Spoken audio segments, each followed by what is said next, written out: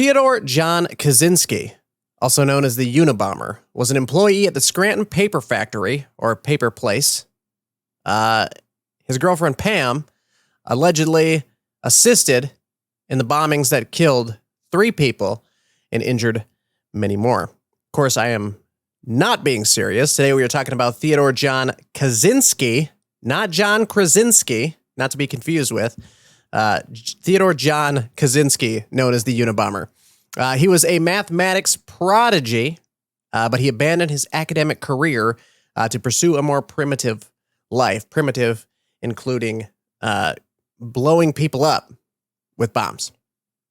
1971, Kaczynski moved to a remote cabin without electricity or running water near Lincoln, Montana, where he lived as a recluse while learning survival skills to become self-sufficient. He witnessed the destruction of wilderness surrounding his cabin and concluded that living in nature was becoming impossible. He resolved to fight industrialization, and the way that he decided to pursue that was with domestic terrorism. Probably not the way that you want to go about it. That might have been too loud on my end. So yeah, welcome back to Totally Innocent. This is episode 25, I do believe. Welcome YouTube. Welcome every podcast player out there as well. We are going to be talking about the Unabomber today, right? Last week's episode was a little... Well, you know what? Let's run the brand new intro. Check out the poster, man. Sick. If you're watching on YouTube, we got a new set going on, which is fantastic. We do not want to talk super long about this today, but we're going to run the brand new intro, which I'm super pumped and super excited about. And then we will get into the case of the Unabomber, Ted Kaczynski. So let's play that intro, and we'll meet you on the other side. This is your 10-second warning to back out now. Totally Innocent is an explicit podcast full of foul language, gore, sexy details, and other things that people might consider offensive. If this sounds appealing to you, follow along. The show starts now. I'm totally innocent. I don't know what they even meant when they found me covered in blood and said I perpetrated a crime. They just needed to look again a second time. I don't blame you, 'cause I'm far too suspect. I'm your suspect. Suspect.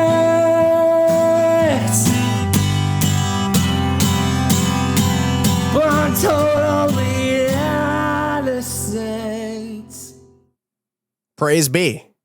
Blood sacrifices only to the one true powerhouse musician, Max Bemis. Thank you so much, Max. We got Max to do the intro to the show. He runs a song shop where you can basically get him to write a song about anything, and I wanted a song for the podcast. So super excited about that. It was super cool to watch him do it live, just off the top of his dome. You kind of just give him an idea, and he runs with it. Super cool.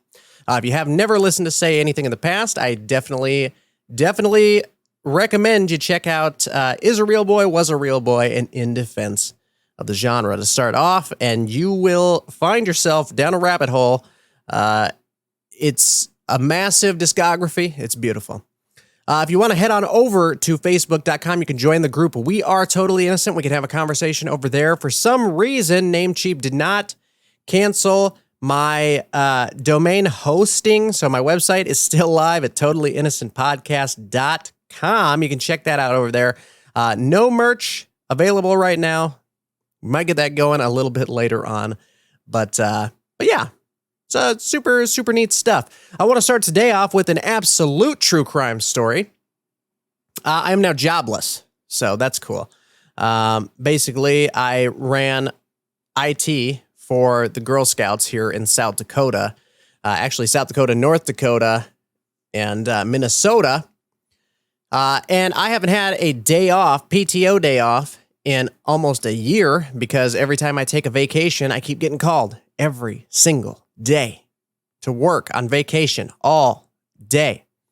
Third-party IT company was supposed to come in and just give me some relief, and instead, they gave me the boot and kicked me out. So, stop buying Girl Scout cookies.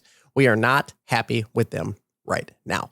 Let's talk about Ted Kaczynski, the Unabomber.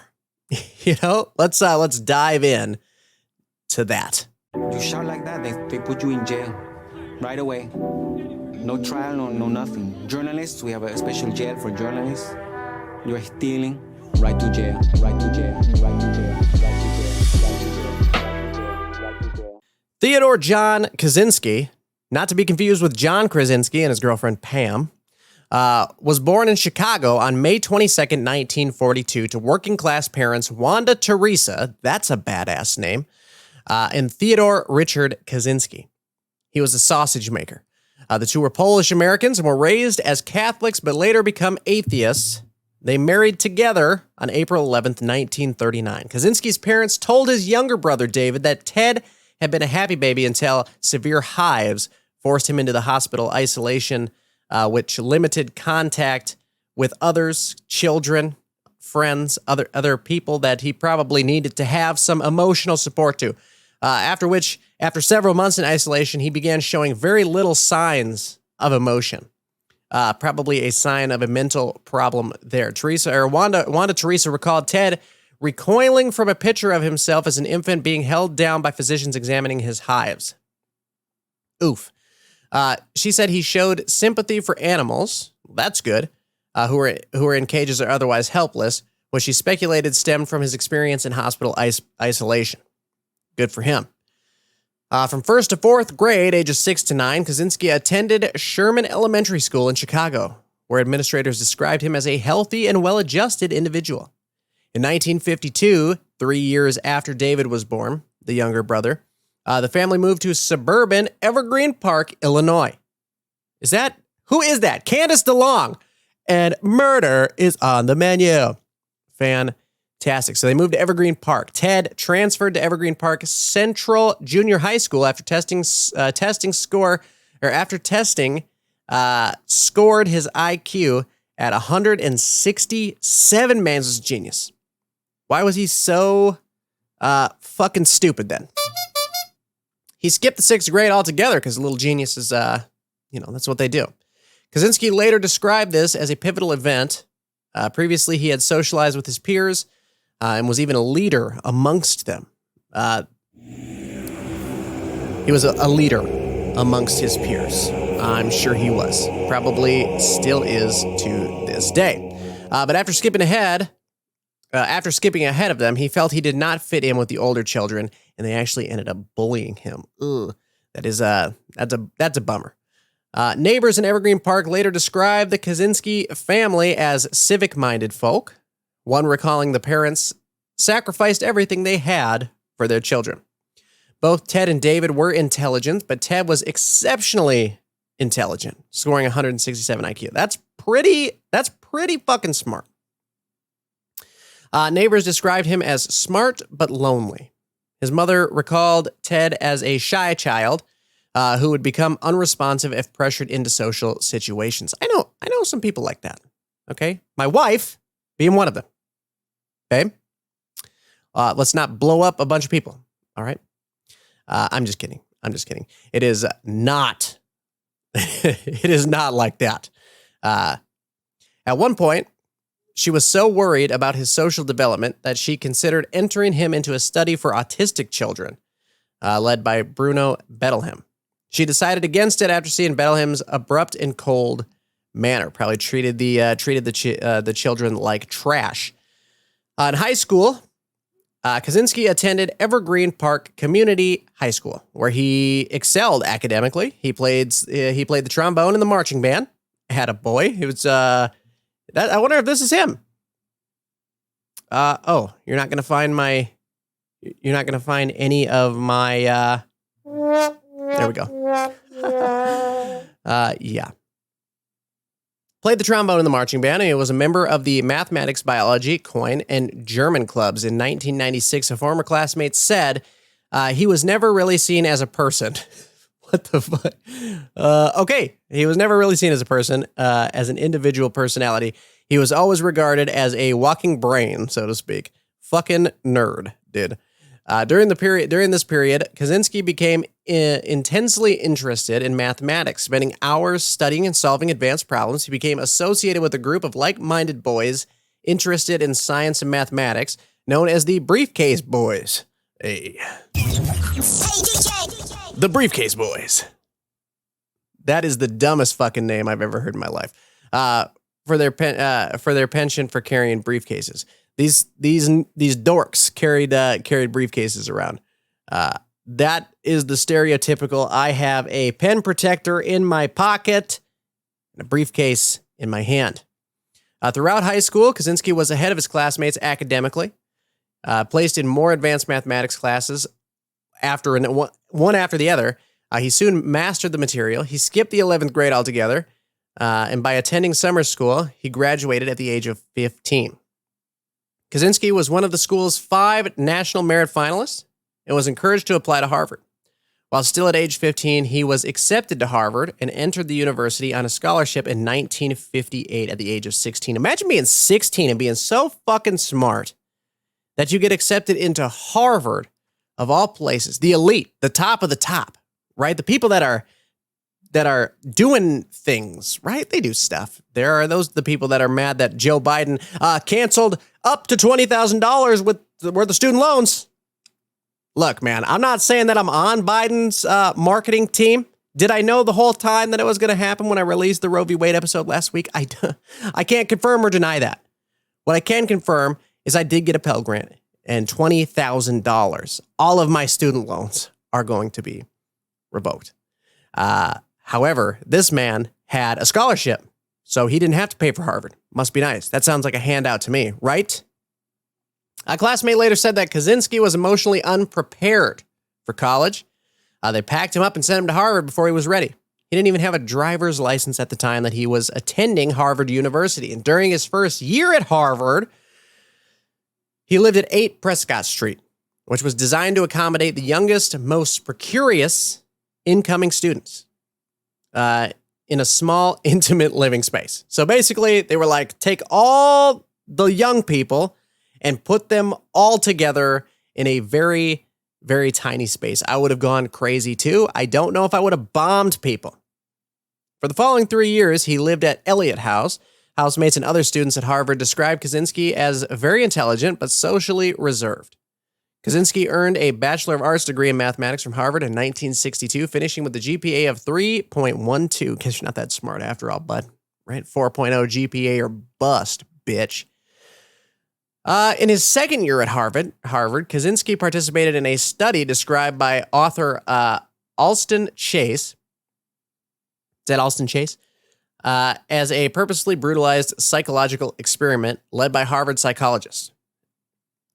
Subjects were told that they would debate personal philosophy with a fellow student and were asked to write essays detailing their personal beliefs and aspirations. The essays were given to an anonymous individual who would confront and belittle the subject in what Murray himself, this Henry Murray was the one that was leading this experiment.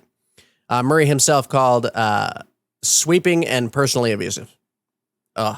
Why? What's the point of that?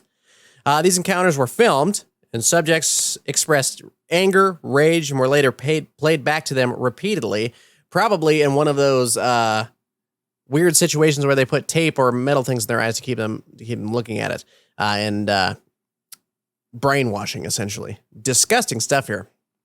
I'm not saying that happened, but the experiment lasted 3 years. Maybe it did happen. With someone verbally abusing and humiliating kə-ZIN-skee each week. He spent 200 hours in this study. Fuck. Like, you kind of want to feel bad for the guy, but at the same time, it's like you kind of did blow shit up. Went out with a bang. Oh, my God. Yeah. kə-ZIN-skee's lawyers later attributed his hostility towards mind control techniques. Did I not just say mind control techniques. That's kind of what it sounds like, right? And attributed his blowing shit up and killing people to his participation in Murray's study at Harvard.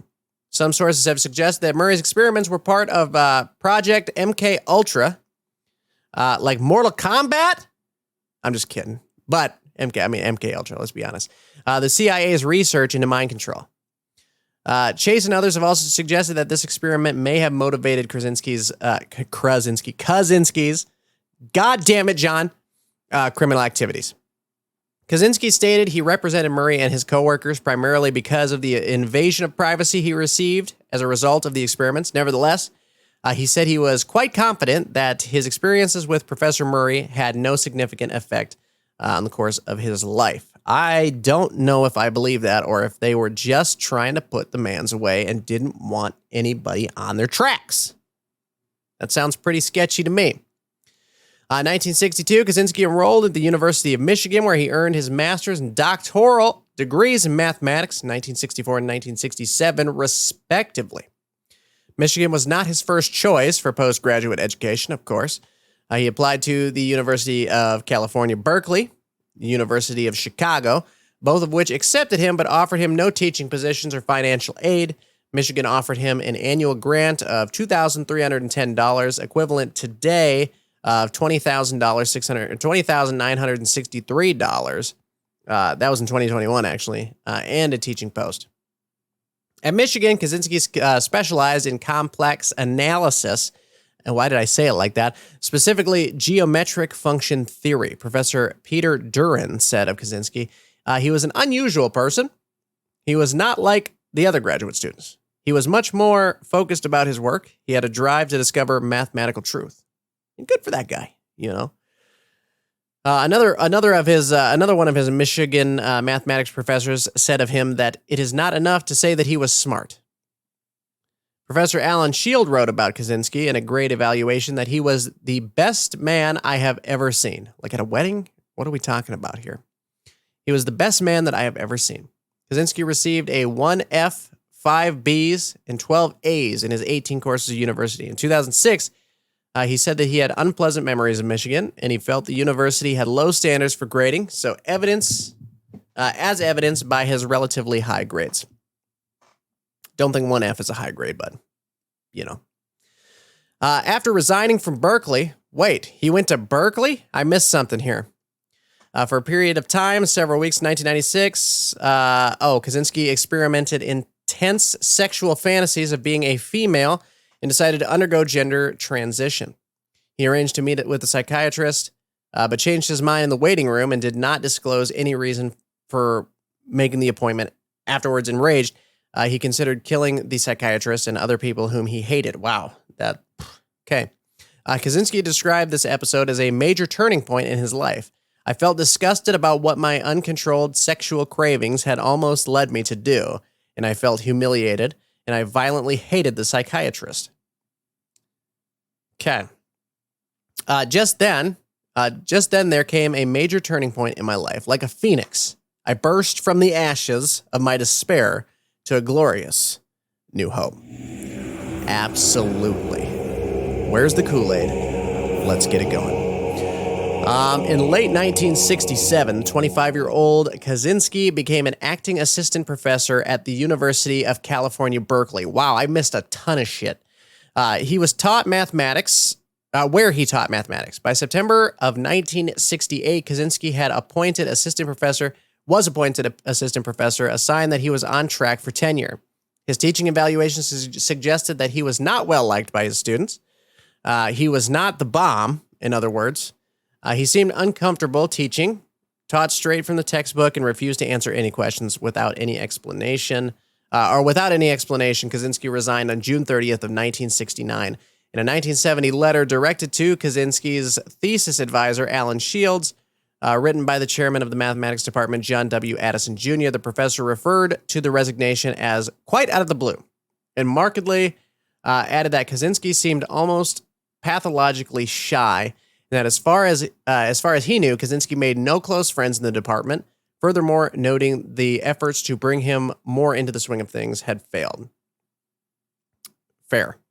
After resigning from Berkeley, Kaczynski moved to his parents' home in Lombard, Illinois. 2 years later, in 1971, he moved into a remote cabin that he built outside of Lincoln, Montana, where he could live a simple life with little money and without electricity or running water. Sucks. Dumb. Big mistake. He would work odd jobs, receiving significant financial support from his family. I thought you said you didn't need a lot of money to do this.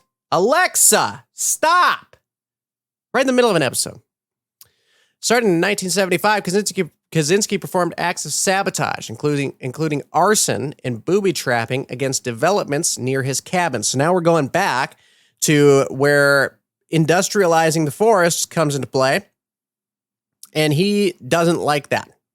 Arson, booby trapping against these developments near his cabin. Fucking psycho. He also dedicated himself to reading about sociology, political philosophy, including the works of Jacques Ellul. Kaczynski's brother David later stated that Ellul's book, The Technological Society, became Ted's Bible.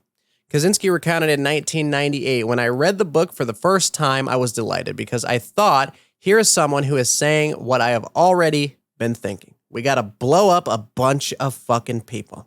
I love this book.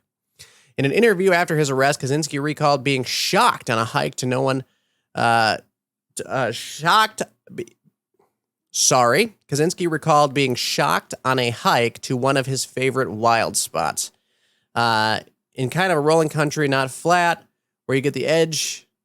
If you get these ravines that cut very steeply, cliff-like drop-offs. What the fuck is he talking about here? I don't know what he's talking about. Oh, just he was shocked by the prevalent beauty of nature. Is that what he's talking about? Kaczynski was visited multiple times in Montana by his father, who was impressed by Ted's wilderness skills. Hey, Ted, you're doing a great job out here, bud. You're doing fantastic work. It's a very nice cabin. You keep it nice and tidy. What's this box with all these wires and C4 coming out of it? Fucking kidding me. Kaczynski's father was diagnosed with terminal lung cancer in 1990 and held family meetings without Kaczynski later that year to map out the future. He did not want him to be part of that at all. On October 2nd, 1990, Kaczynski's father committed suicide by shooting himself in his home. Shit. Oh, it's rough. That's rough. Now we're getting into the nitty-gritty. Okay, between 1978 and 1995, Kaczynski mailed or hand-delivered a series of increasingly sophisticated explosive devices that cumulatively killed 3 people and injured 23 more. 16 bombs were attributed to Kaczynski. While the bombing devices varied widely throughout the years, many contained the initials FC, which Kaczynski, not Krasinski, God. Oh, damn it, Pam, you son of a bitch. Which Kaczynski later said stood for Freedom Club. That's a good club to be in. Okay, these are probably the same people that stormed the Capitol on January 6th. Inscribed on his on parts inside the box as it was FC. He purposefully left misleading clues in the devices and took extreme care in preparing them to avoid leaving fingerprints. Fingerprints found on some of the devices did not match those found on the letters attributed to Kaczynski. Ooh, we're getting juicy now. So, on May 25th, 1978, in Illinois, he left a bomb at Northwestern University. It did not explode. His intended target was Terry Marker. He was a university police officer. He ended up getting minor cuts and burns. So there was no explosion, but something must have happened. On May 9th, 1979, in Illinois, at Northwestern University, like a year later, John Harris was the target. There was no major explosion. He was a graduate student. Again, minor cuts and burns. November 15th, 1979, in Illinois, at the American Airlines Flight 440 from Chicago to Washington, D.C., explosion occurred mid-flight. Yes, it did. Oh, wait, what? Never mind. I misread that because they were red. So there have been, all 3 of them have exploded so far. The American Airlines one blew up mid-flight. 12 passengers were victims. multiple victims. Non-lethal injury, smoke inhalation was the gist of that. June 10th in Illinois, 1980, Lake Forest, there was an explosion. The victim, Percy Wood, he was the president of United Airlines. He received severe cuts and burns on most of his body and face. On October 8th in 1981 in Utah, at the University of Utah, there was a bomb. The bomb was defused. Nice. May 5th, 1982 in Tennessee, Vanderbilt University, there was an explosion. Janet Smith was the victim. She was a university secretary. She received severe burns to her hands, shrapnel wounds to her body. Jesus Christ. Now we're moving off to California at UC Berkeley. July 2nd, 1982, there was an explosion. I don't know how to pronounce this person's name. Diogenes Angelikos. He was an engineer professor, severe burns and shrapnel wounds on his hands and face. Again in California at UC Berkeley on May 15th, 1985, John Hauser, there was an explosion. Graduate student. Loss of 4 fingers, severed artery in his right arm, partial loss of vision in his left eye. So we're getting a little more crazy. June 13th, 1985 in Washington, at the Boeing Company, the bomb was defused. Nice. November 15th, 1985 in Michigan, at the University of Michigan, there were 2 targets, it looks like. Yeah, two bombs. Both of them exploded. The victims, James V. McConnell and Nicholas Suino. James was a psychology professor. Nicholas was a research assistant. James received temporary hearing loss, and Nicholas received burns and shrapnel wounds because of the explosion. California and Sacramento. It doesn't say specifically, it just says Sacramento. Hugh Scruton was the victim. The bomb did explode. He was a computer store owner. First, what the fuck? He died. Why? Just because? Like most of these other, like, I mean, I guess the airline's kind of goofy too, but like the universities and shit, I get, right? Because like, you want to stick it to the man who stuck it to you, right? But just a random computer store owner, you killed him? Okay. February 20th, 1987 in Utah in Salt Lake City. Again, another computer store owner. There was an explosion. Mr. Gary Wright received severe nerve damage to the left arm. California, Tiburon, June 22nd, 1993. There was an explosion. Charles Epstein. What? I'm sure there's a joke somewhere. But he was a geneticist. Severe damage to both eardrums and partial hearing loss of 3 fingers. This one makes sense to me. June 24th, 1993, Connecticut, Yale University. I mean, isn't Yale like a rival to Harvard? That makes sense, right? Like some sort of hazing, right? Like, like one team like brings a horse and lets it loose in the school. The other team sends a bomb to your front door and blows you up. It's just fun and games, just sports, right? Let's see. There was an explosion. David Gelernter, computer science professor. He's just mad at IT people, it seems like. I should watch my fucking back, dude. He got severe burns, shrapnel wounds, damage to his right eye, loss of his right hand. His whole hand, gone. That sucks for IT. That's true. December 10th, 1994 in New Jersey, in North Caldwell. There was an explosion. Thomas J. Mosser, he was an advertising executive at Burson Marsteller. He died on April 24th, 1995 in Sacramento, California, at the timber industry lobbyist. Oh, he was a timber industry lobbyist. That one makes sense to me too. Yes, there was an explosion. Gilbert Brent Murray was the victim, and he fucking died. Wow. Kaczynski mailed his first bomb, and it was directed at Buckley Christ, a professor of material engineering at Northwest University. On May 25th, 1978, a package bearing Christ's return address was found in the parking lot at the University of Illinois in Chicago. The package was returned to Christ, who was suspicious because he had not sent it. So he contacted campus police. Officer Terry Marker opened the package, which had exploded, causing minor injuries. That's unfortunate. In 1979, not 1997, 1979, a bomb was placed at the cargo hold at the 444 flight of American Airlines, a Boeing 727 flying from Chicago to Washington, D.C. A faulty timing mechanism prevented the bomb from exploding, but it released a ton of smoke, which caused the pilots to carry out an emergency landing, and 12 people received the big coughs, right? Wow. And then all of the other bombings after that. It seemed like he, I thought that there was a little bit of a pattern, right? Like, okay, Northwestern University, University of Utah, UC Berkeley, Yale, right? North Caldwell. I don't understand, I guess, an advertising executive. I do understand the timber industry lobbyist because the man's was trying to just live a normal lifestyle out in the middle of bumfuck nowhere. And all of a sudden, industrialization came and was taking down all the trees, and it was threatening his home. Okay, I understand that, but the computer store owners, bro, I don't understand that at all. That's just a little random, a little too random for me. So Mance in 1995 mailed several letters to media outlets outlining his goals and demanding a major newspaper print his 35,000 word essay, "Industrial Society and Its Future," dubbed the Unabomber Manifesto by the FBI, verbatim. He stated he would desist from terrorism if his demand was met.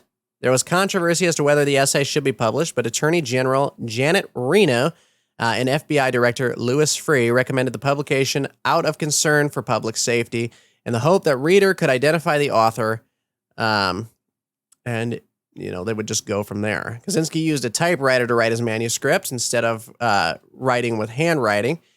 He always referred to himself as either "we" or "FC," though there's no evidence that he worked with anybody else other than himself. Donald Wayne Foster analyzed the writings at the request of Kaczynski's defense team in 1996, noted that it contained irregular spelling and hyphenation along with linguistic idiosyncrasies that led him to conclude that Kaczynski was its author. Cool. I mean, well, there you go. Fantastic. So, he did it. Let's see how we got caught here, I guess. FBI agents arrested and unkempt Kaczynski at his cabin in 1996 on April 3rd. A search revealed a cache of bomb components, 40,000 handwritten journal pages. 40,000? Man's was, he was lonely. Then including bomb-making experience, descriptions, Unabomber's crimes, and one live bomb was actually found there as well. They also found what appeared to be the original type manuscript of Industrial Society and Its Future. But at this point, the Unabomber had been the target of the most expensive investigation in FBI history at the time. A 2000 report by the United States Commission of the Advancement of Federal Law Enforcement stated that the task force had spent over $50 million throughout the investigation. Wow. After his capture, theories emerged naming Kaczynski as the Zodiac Killer. What the fuck? Where did that come from? Who murdered 5 people in North California. That'd be someone that I would like to take a look at, too. From 1968 to 1969. Among the links that raised suspicion was that Kaczynski lived in the San Francisco Bay Area from 1967 to 1969. Holy shit. Okay. You got me hooked. Where's the line in the sinker? Both individuals were highly intelligent, with an interest of bombs and codes. Both wrote letters to newspapers demanding the publication of their works, with the threat to continue to violence if the demand was not met. Yet Kaczynski's whereabouts could not be verified for all the killings, since the gun and knife murder committed by the Zodiac Killer differed from Kaczynski's bombings. Authorities did not pursue him as a suspect. Fair. I can see some similarities, though. The earlier hunt for the Unabomber portrayed a perpetrator far different from the eventual suspect of Kaczynski. Kaczynski consistently uses "we" and "our" throughout Industrial Society in the future. And its future. At one point in 1993, investigators sought an individual whose first name was Nathan because the name was imprinted on an envelope of the letter sent to the media. When authorities presented the case to its public, they denied that there was ever anyone other than Kaczynski involved in the crimes. Interesting. Interesting. So they did publish his manifesto, and after it was published, the FBI received thousands of leads in response to this. That's some good information. In 1996, an investigator working with Biscayne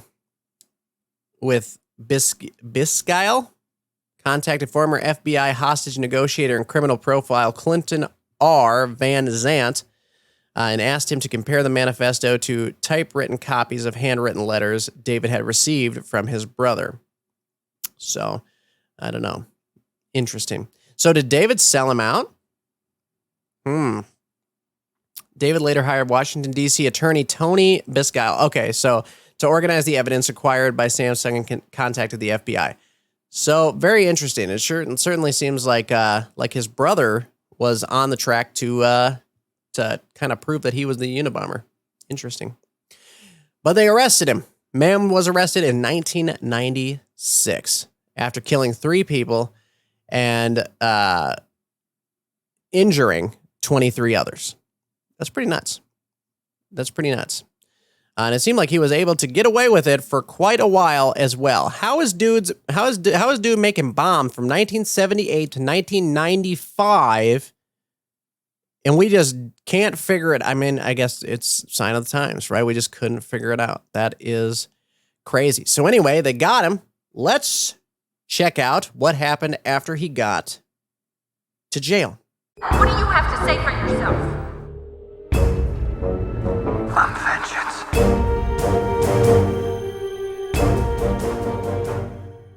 A federal grand jury indicted Kaczynski in June of 1996 on 10 counts of illegally transporting, mailing, and using bombs. That just seems like so common sense. Like what? That just seems so small for what it actually was, right? A federal grand jury indicted Kaczynski in June 1996 on 10 counts of illegally transporting and mailing and using bombs. How about 10 cases of domestic fucking terrorism? That's what it sounds like to me. Kaczynski's lawyers, headed by Montana Federal Public Defender Michael Donahue and Judy Clark, Grandma Jude, got some special vitamins for us, attempted to enter an insanity defense to avoid the death penalty, but Kaczynski rejected this strategy because he's a smart boy. On January 8th, 1998, he asked to dismiss his lawyers and hire Tony Serra as his counsel. Serra had agreed not to use an insanity defense and instead promised to base a defense on Kaczynski's anti-technology views. After you're just going to lose. You're just going to lose. After this request was unsuccessful, Kaczynski tried to kill himself on January 9th. Sally Johnson, the psychiatrist who examined Kaczynski, concluded that he suffered from paranoid schizophrenia. Forensic psychiatrist Park Dietz said Kaczynski was not psychotic, but had a schizoid and schizoidal personality disorder.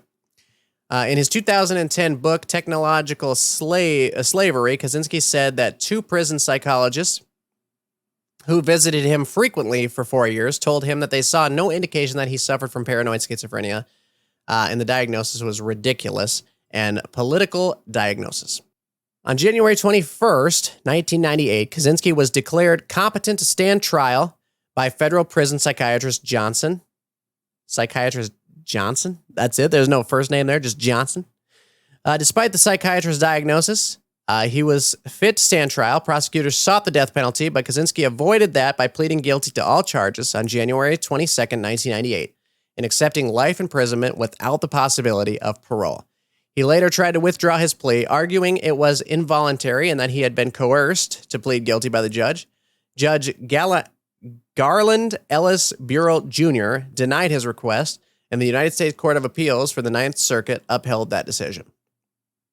Nice. In 2006, Burrell ordered the items from Kaczynski's cabin to be sold at a reasonably advertised internet auction. Items considered to be what the fuck? Wait, you're just gonna go sell all of his prefects to his like followers? Okay, people are weird, dude. You know. Items considered to be bomb-making material, such as diagrams or recipes for bombs, were excluded from this. Good. I would certainly hope so. The net proceeds went towards the $15 million in restitution Bureau had awarded Kaczynski's victims. Kaczynski's correspondence and other personal papers were also auctioned. Bureau ordered the removal before sale of references in those documents to Kaczynski's victims. Kaczynski unsuccessfully challenged those redactions as a violation of his freedom of speech. The auction ran for 2 weeks in 2011 and raised over $232,000. So you're nowhere close to hitting that $15 million, bud, at all. Kaczynski was serving 8 life sentences without the possibility of parole at ADX Florence, a supermax prison in Florence, Colorado. Early in his imprisonment, Kaczynski befriended Ramzi Youssef and Timothy McVeigh, the perpetrators of the 1993 World Trade Center bombing. So fantastic. That's the people that you should be associating yourself with, for sure. On December 14th, 2021, 79-year-old Kaczynski was transferred from the Supermax prison in Florence, Colorado, to the Federal Medical Center, Butner, North Carolina, for health reasons. Prison staff have not disclosed the precise reason for this transfer. However, in correspondence with a pen pal, Kaczynski indicated he was suffering from terminal cancer. I don't want to say good, but fucking good. Good. I don't want to say it, but I'm going to say it. I'm going to say it anyway. Good. The U.S. government seized Kaczynski's cabin, which they then put on display at the Museum in Washington until late 2019, before it was transferred to a nearby FBI museum. In October 2005, Kaczynski offered to donate 2 rare books to the Melville J. Herskovitz Library of African Studies at Northwestern University campus. The location of his first 2 attacks. The library rejected this offer because he's a dick, and they tried to blow him up. 2011, it was reported that Kaczynski was a person of interest in the Tylenol murders. Another thing that I wanted to take a look at and learn about. Interesting. Kaczynski was willing to provide a DNA sample to FBI, but later withheld it as a bargaining chip for legal efforts against the FBI's private auction on his confiscated property, which did what the fuck am I talking about? Which did not work anyway, because all of his shit got sold except for the bomb-making stuff. So that is good. Good. I mean, is he dead? Is he dead now? I don't know if he's dead or not. Let's find out if he's dead. Turns out, doesn't look like he's dead. He is currently 80 years old, living out his life in prison for doing something fucking stupid. Let there be a lesson to the audience. Don't do dumb shit, and you get to retain your freedom. Good stuff. Fantastic. Ladies and gentlemen, that is Totally Innocent episode on the Unabomber. Got a little sloppy in there, but I think we eventually got to where we wanted to go, right? I think so. I will not be back next week. Okay, just so everybody knows, and if anybody's still here, there is no new episode next week because I am going to be poolside on vacation. Lost my job. Just this will be my last week. And as a result, I just want to take a little breather, if you can believe it. If you can support it, fantastic. I don't even know how many people are still here, brother. But there will be no new episode next week, just so everybody knows. But the week after that, maybe we'll take a look at the Tylenol murders or take a look at something else. I don't know who we're going to do yet, but we're going to do somebody. Giggity. I'm looking forward to it. I'm excited. Head on over to Facebook. Join the group. We Are Totally Innocent. Let's have a conversation over there. If you want to write into the show, you can send an email to canceledcultproductions@gmail.com, and that is CANCELLED. Okay? I don't know. People send stuff in, and it's not getting to us because they're not putting 2 L's in canceled. We had to do that because canceled, I wanted to be different, okay? Can I just not be different? Anyways, I'm going to get going. Or what did I used to say? I'm going to get. And I will see you guys next Wednesday. I lied. We're not going to be here next Wednesday. The next Wednesday after that with a brand new episode. And until then, I suppose, take care.